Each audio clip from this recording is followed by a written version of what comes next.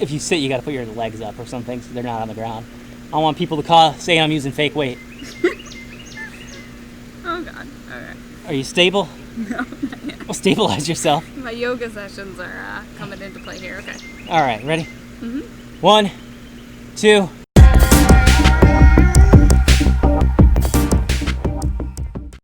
Hey people, welcome back to another episode of Fitness with Dan. This is going to be the second installment of the Pandemic Calisthenics series. We're going to be talking about the push-up today, sort of the king of the push movements. And then also I'm going to be giving my opinion on the Jeff Cavaliere fake weights Athlean X situation.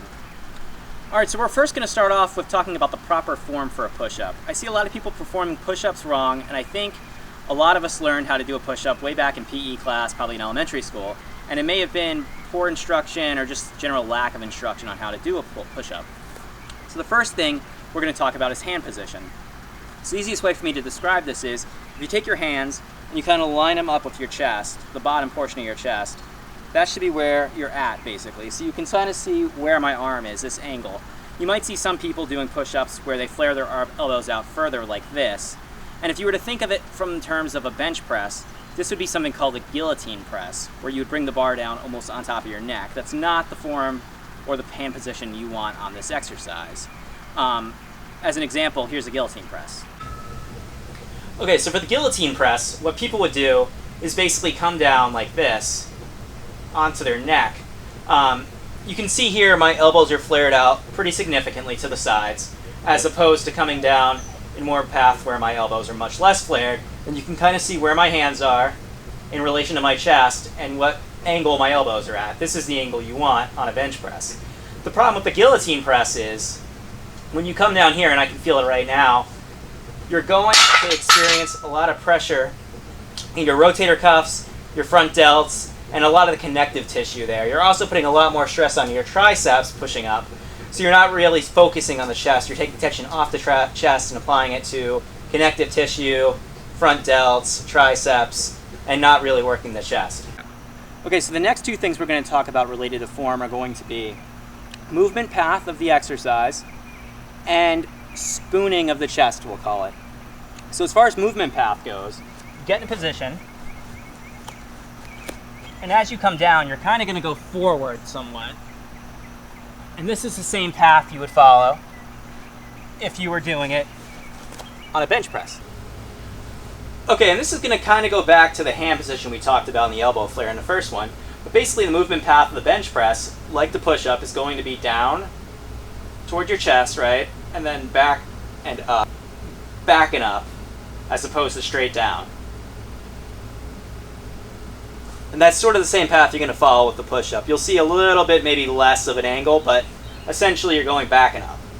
Alright, so the next thing we're going to talk about is spooning. We'll see if I can do this right. I spent a long time trying to correct this. So essentially you're not retracting your scapula, and you're going to lead down with your shoulders as opposed to leading down with your chest. This is not what you want to do.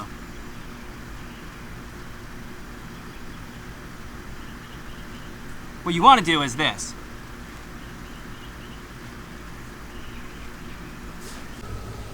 Okay, so spoon chest on the bench press is basically a lot of pressure is being applied to your front delts, and you're not retracting your scapula.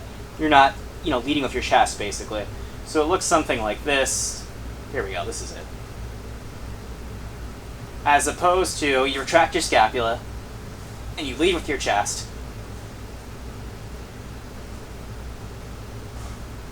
Spoon chest usually happens when you're using too much weight, so you're really trying to push to get it out. You see there, your front delts sort of lead the way, as opposed to retracting your scapula and leading with your chest. That's going to be the best way to target your chest and not put a ton of pressure on your front delts and rotator cuffs.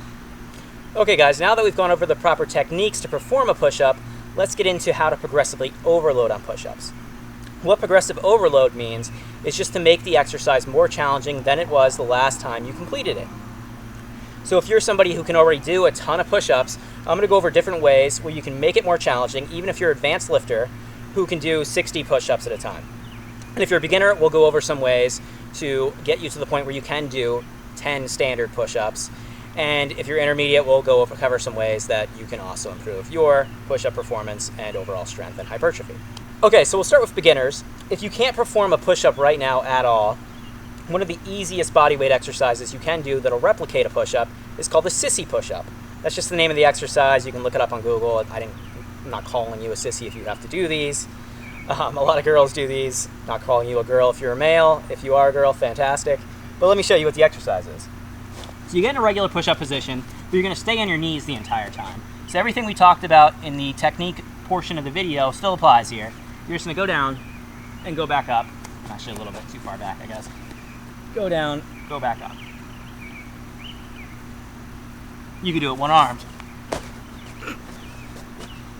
I can't, but you might be able to.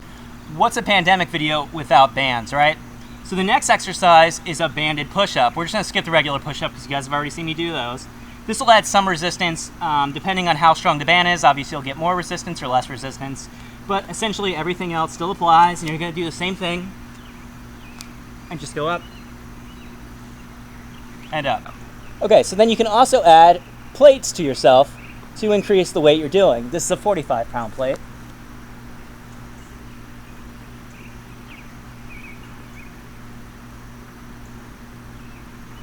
And then to get it off, you just kind of tip it to the side and hope that it doesn't crush you. Okay, guys, since we're at the topic of weights now, I figure this is a good spot to talk about my opinion on the Jeff Cavaliere fake weight situation. If you're not familiar with Jeff Cavaliere, he runs a website called Athlean X. He was a physical therapist for the New York Mets. And if you've ever searched for a video on a tutorial how to perform an exercise or tips or maybe even nutrition, you've probably come across Athlean X YouTube video of him walking you through different exercises, similar to what I'm doing today, basically.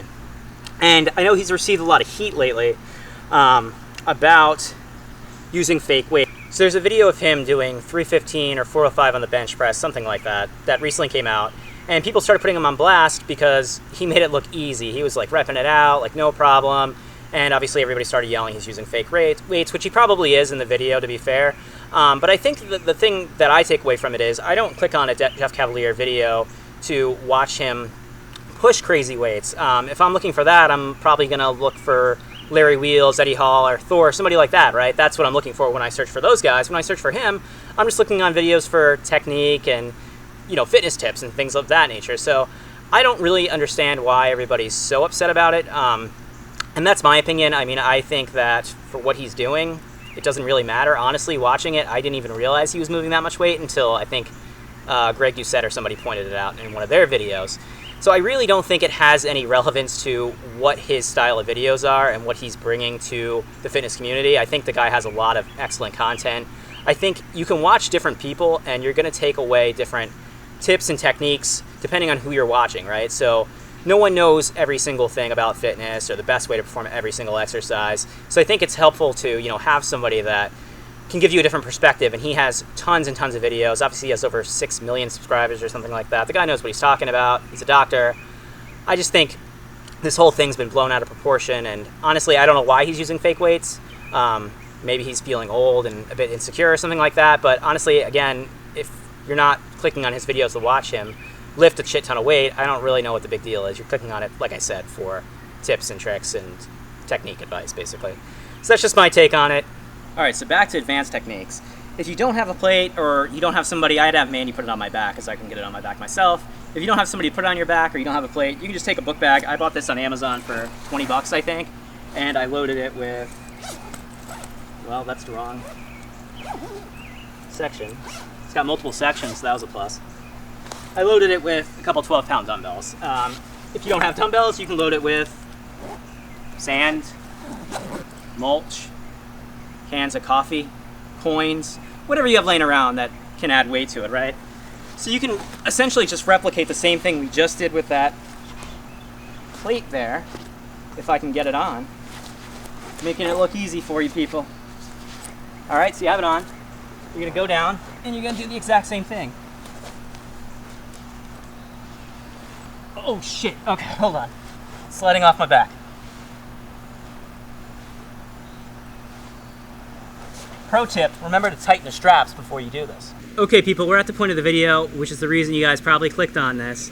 I'm going to try to do push-ups with Mandy on my back for added weight. Come on over. Actually, you know what? Pause for 1 second. Since shit's getting serious now, I'm going to go ahead and add some extra support.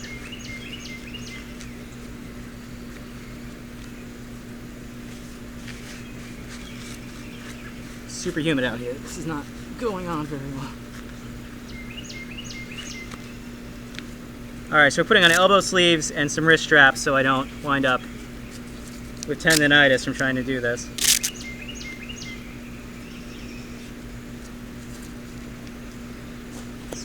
Okay, Ben. You can go ahead and get on. Am I sitting or laying? Whichever you prefer. If you sit, you gotta put your legs up or something so they're not on the ground. I don't want people to say I'm using fake weight. Oh God, alright. Are you stable? No, not yet. Well, stabilize yourself. My yoga sessions are coming into play here, okay. Alright, ready? Mm-hmm. 1, 2, 3.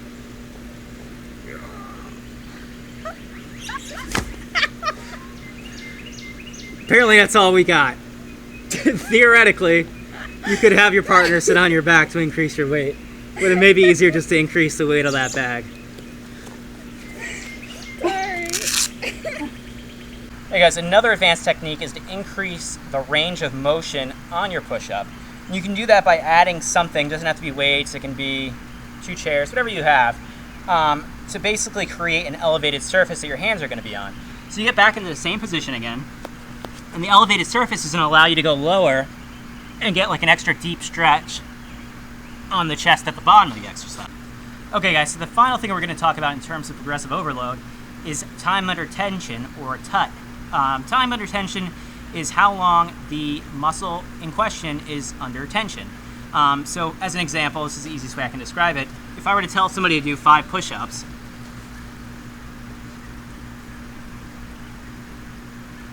that's pretty easy. Now if I tell you to slow down your pace on the push-ups, which is going to increase your muscles' time under tension, it's going to become a lot harder. So you saw 5 fast, 5 slow would look like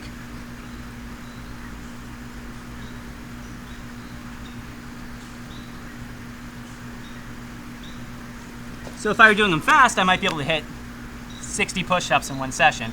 Doing them slow, I might only be able to hit 30. So the more time under tension you have, the more difficult the exercise is. And as we said earlier, more challenging the exercise, more progressive overload. And progressive overload is what's going to force an adaptation in your muscles, either via hypertrophy to make them larger, or from strength to make them, well, stronger.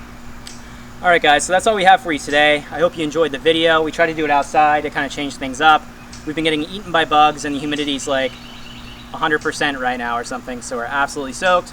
So we're going to head on inside, but thank you guys for watching. Please subscribe to the channel. Click on the bell notification to be notified when I launch a new video every week. And until next time,